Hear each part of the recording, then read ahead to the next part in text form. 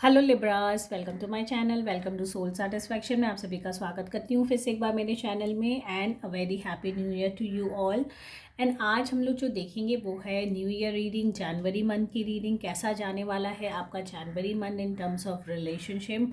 Guys मैं बता दूँ, एक जनरल रीडिंग है, कलेक्टिव गाइडेंस है मेरे सारे व्यूवर्स के लिए, तो इस वीडियो का एंड तक ज़रूर देखिएगा। अगर आप कनेक्ट हो रहे हो, रेजोनेट हो रहे हो, तो डेफिनेटली मुझे कमेंट सेक्शन में बताइएगा।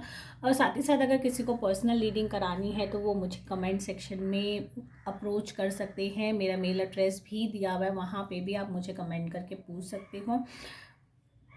मैं ट्राई करूँगी अपना कॉन्टैक्ट डिटेल्स भी वहाँ डाल दूँ ताकि आपके लिए इजी हो मुझे अप्रोच करना। एंड आज जो हम लोग करने वाले हैं वो है लव रीडिंग। तो जितने भी लोग हैं जिन्होंने अभी तक सब्सक्राइब नहीं किया मेरे चैनल को, कर लीजिए। एंड आज हम लोग जो करेंगे वो है लव रीडिंग। तो जितने भी लिब्रा सनशाइन वाले हैं, फर्स्ट ऑफ ऑल देखेंगे जनवरी मंथ उनके लिए कैसा रहने वाला है, क्या मैसेज डिवाइन हमें देना चाहते हैं इन terms of relationship. January month आपका 2024 first month of the year, relationship के बारे में क्या वो कहना चाहते हैं, क्या मैसेज देना चाहते हैं रादर। नेक्स्ट हम लोग चेक करेंगे कि अगर किसी का नो कॉन्टैक्ट सिचुएशन चल रहा है, रिलेशनशिप में अप्स एंड डाउन्स है, ब्रेकअप हो गया है या बातचीत नहीं हो पा रही है, तो कैसा सिनेरियो है, कैसा जाने वाला है आपका ये मंथ, क्या आप लोग रिकनेक्ट हो पाएंगे।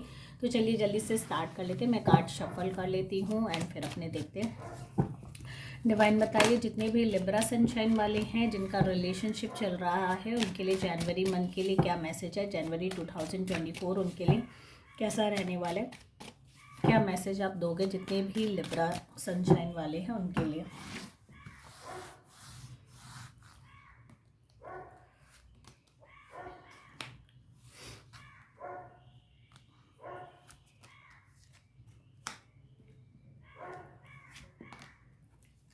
ओके, तो फर्स्ट ऑफ ऑल आता है नाइट ऑफ पेंटिकल्स का कार्ड, सेकंड में आता है क्वीन ऑफ स्वॉर्ड्स का कार्ड, एंड लास्टली आता है आपका 6 ऑफ वैंड्स का। ठीक है, तो यहाँ अगर आप देखो 3 एलिमेंट्स की एनर्जी से डिफरेंट है। पर्सनालिटी, इन्वॉल्वमेंट, बहुत ज़्यादा इंटरफेरेंस मैं कह सकती हूँ, या बहुत ज़्यादा कंट्रोलिंग सिचुएशन फ़िलहाल की बनी हुई है इस मंथ की आपके लिए। हो सकता है कि आपके पेरेंट्स यहाँ पे आपको प्रेशराइज़ कर रहे हो किसी और से शादी करने के लिए, या उनकी तरफ से कोई लाइकिंग है किसी के लिए जो वो ये चाहते हैं कि आप उन्हें एक्सेप्ट कर लो, या अपना जो भी करंट रिलेशनशिप है उसको एक्सेप्ट करके उसको एक कंक्लूजन दो, एक मैरिज का कंक्लूजन। जो शायद इस तरीके का कोई प्रेशर आपके ऊपर बना हुआ है इस मंथ, मुझे ज़्यादा से ज़्यादा ये लग रहा है। साथ ही साथ यहाँ पे अगर आप देखो night of pentacles, queen of swords, definitely यहाँ पे आपके रिलेशनशिप में इंटरफेरेंस है, किसी बाहर के पर्सन का भी यहाँ इंटरफेरेंस नज़र आ रहा है, इन्फ्लुएंस नज़र आ रहा है। मुझे ये लग रहा है कि ये पर्सन कहीं ना कहीं आपको इन्फ्लुएंस्ड कर रहा है, आपके पेरेंट्स को हो सकता है कोई थर्ड पर्सन इन्फ्लुएंस्ड कर रहा है, जिसकी वजह से आपके रिलेशनशिप में मुझे कहीं ना कहीं थोड़ा सा हलचल, डिस्टर्बेंस नज़र आ रहा है। एंड साथ ही साथ ये भी नज़र आ रहा है कि आपके पार्टनर कोई एक्शन लेने रेडी ही नहीं है फ़िलहाल के लिए। ठीक है, वो आपके पार्टनर मतलब ही इज़ प्रिपेयर्ड, माइंड में उनको प्रिपेयर्ड है कि वो एक्शन लेना चाहते हैं, बट कहीं ना कहीं उनके सर्कमस्टांसेस या उनके आसपास का सिनेरियो उनको उतना सपोर्टिव नहीं है। हो सकता है कोई फाइनेंशियल इश्यूज चल रही हो फ़िलहाल, जिसके वजह से वो अपने आप को रोक रहे हो, ऐसा कोई situation. Because marriage is a big thing, life में बहुत बड़ी डिसीजन होती है एंड बहुत सारी चीज़ें हमें देखना होता है। तो ये सारी सिनेरियो भी मुझे नज़र आ रही है इस मंथ आपके रिलेशनशिप में। ओवरऑल अगर मैं बात करूं तो इस पर्टिकुलर पर्सन से आपकी शादी हो सकती है, बिकॉज 6 ऑफ 1 वैंड्स की एनर्जीज है। तो मुझे लगता है इस पर्टिकुलर पर्सन से आपकी शादी इस मंथ तक फिक्स भी हो जाए, या कहीं ना कहीं एक कंक्लूजन आपको मिल जाए कि हाँ ये बंदा मेरी लाइफ में अब परमानेंट होने वाला है, या घर में ऐसे सिचुएशंस अराइज हो जाएगी जहाँ आपको कहीं ना कहीं इस चीज़ को एक्सेप्ट करना पड़ेगा, एंड फैमिली भी उस हिसाब से एडजस्ट हो जाएगी, एंड आपको कहीं ना कहीं एक्सेप्टेंस मिल जाएगी उस चीज़ की। बट यहाँ मुझे ये लगता है कि पेरेंट्स थोड़ा सा ज़्यादा आपको अपने हिसाब से चलाने की कोशिश करेंगे। बाकी इट्स टोटली योर डिसीजन कि आपको क्या करना है, कैसे जाना है, कैसे आप एक्शन लेते हो अपने लाइफ में, डिसीजंस कैसे बनाते हो, कि आपकी प्रायोरिटी क्या है, आपको किस चीज़ को प्रायोरिटाइज करना है अपने रिश्ते में, वो आपको देखना पड़ेगा। ओके, नेक्स्ट हम लोग देखेंगे अगर किसी का नो कॉन्टैक्ट सिचुएशन है, सेपरेशन है, तो कैसी एनर्जीज है। सो डिवाइन बताइए जितने भी लिब्रा सनशाइन वाले, अगर इन केस उनका नो कॉन्टैक्ट सिचुएशन है, सेपरेशन है, ब्रेकअप है, ब्लॉक कर दिया है, बातचीत नहीं हो पा रही है, तो जनवरी मंथ के लिए क्या मैसेज है, जनवरी 2024 उनके लिए क्या मैसेज लाता है, क्या गाइडेंस आप दोगे नो कॉन्टैक्ट वालों के लिए। जनवरी मंथ कैसा रहने वाला है लिब्रा सनशाइन के लिए। देखिए फर्स्ट ऑफ ऑल द सन की एनर्जीज आ चुकी है। नेक्स्ट कार्ड अगर हम लोग देखें 5 of wands and the high priestess. Okay, तो मैं बता दूँ बहुत अच्छी न्यूज़ ये है नो कॉन्टैक्ट्स वालों के लिए कि मेजर चेंजेस इस रिलेशनशिप में इस मंथ आपको महसूस होंगे, या कुछ ऐसी चीज़ें होंगी आपको कहीं ना कहीं रियलाइजेशन होगा कि कहाँ आप लोग दोनों के बीच में गैप आ रहा था, कम्युनिकेशन कन्फ्लिक्ट हो रही थी, डिफरेंस ऑफ ओपिनियन मैं कह सकती हूँ, वो बातचीत नहीं प्रॉपर हो पा रही थी। तो ये सारी चीज़ों की क्लैरिटी इस मंथ आपको मिलने वाली है। द सन का कार्ड है। इनिशियली आप लोग का रिलेशनशिप बहुत ही अच्छा था, बट क्योंकि आपने रिलेशनशिप को बहुत ही केयरलेसली हैंडल किया, मतलब एक होता है ना कि हाँ ये बंदा तो मेरा ही है, ये बंदी मेरी है, कहीं जाएगा नहीं, वो ओवर कॉन्फिडेंट हो जाना एक रिश्ते को लेके, तो वो सारी एनर्जीज मुझे फील होती है जिसकी वजह से आप लोगों का ब्रेकअप हुआ।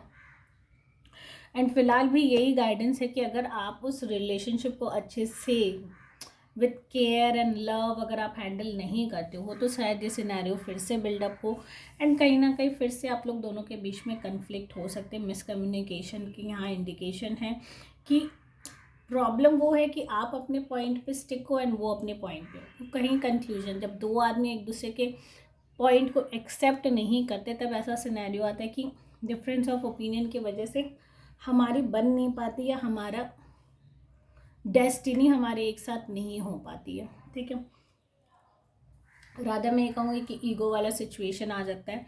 तो मेरा यही एडवाइस है जितनी भी नो कॉन्टैक्ट, अगर ऐसा सिचुएशन होता है, अगर आपको मौका मिलता है अपनी चीज़ें क्लियर करने का, तो सामने वालों को पहले कम्प्लीटली सुनिए, उनको समझने की कोशिश करें। बिकॉज आजकल की जनरेशन में ये बहुत ज़्यादा हो रखा है कि हम सुनते नहीं है सामने वाला क्या बोलना चाहता है, हम लोग पहले ही उस पर रिएक्शन दे देते हैं।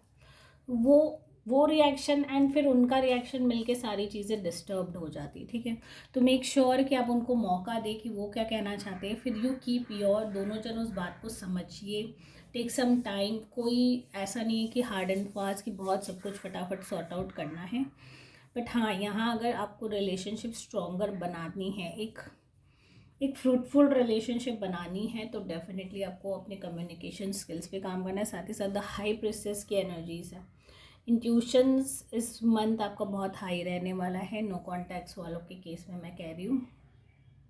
साथ ही साथ आपके इंट्यूशंस आपको कहीं ना कहीं गाइड ज़रूर करेंगे इस मंथ की कैसे आपको जाना है, कैसे आपको रिलेशनशिप पे काम करना है, कैसे सारी चीज़ें बेहतर करनी है, क्या क्या चीज़ें हैं जो आपको कहीं ना कहीं हिंट मिलता रहेगा।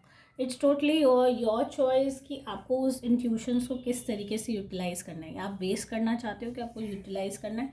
वो सारी चीज़ें देखिए होंगी, कभी कभी हमारा माइंड इतना अचानक से वो सब बातें क्लिक करता है जो हम एक्चुअल लाइफ में नहीं देख पाते। बिकॉज मेरे संग वो पर्टिकुलरली हुआ कि कोई भी रिलेशनशिप को समझने के लिए हम लोग खाली ऊपर ऊपर तक चलते हैं, बट कहीं ना कहीं आपके माइंड में वो सारी चीज़ें क्लिक होती हैं, बट हम इग्नोर कर देते हैं क्योंकि हम एक्सेप्ट नहीं करना चाहते। पर धीरे धीरे जब आप एक्सेप्ट करोगे ना कि ये चीज़ हुई है, या ऐसी सारी चीज़ें मेरे पार्टनर को नहीं समझ में आई है, तो आपको एक क्लियरिटी मिलती है कि हाँ अब ऐसी चीज़ें मुझे नहीं करनी है, या ये हो सकता है मेरी चीज़ें उन्हें नहीं पसंद आई हो जिसकी वजह से ऐसा सिनेरियो है। तो ऐसी सिचुएशन इस मंथ आपको फील होगी। मेक श्योर कि आप उसको क्लियर करें अपने माइंड में पहले, ताकि आप अपनी चीज़ों को और ज़्यादा अच्छे से सामने वालों को एक्सप्लेन कर पाए।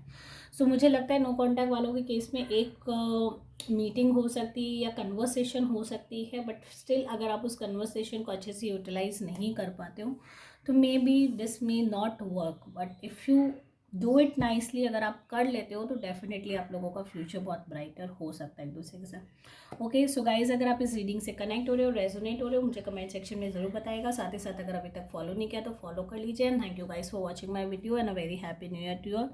Take care, bye bye.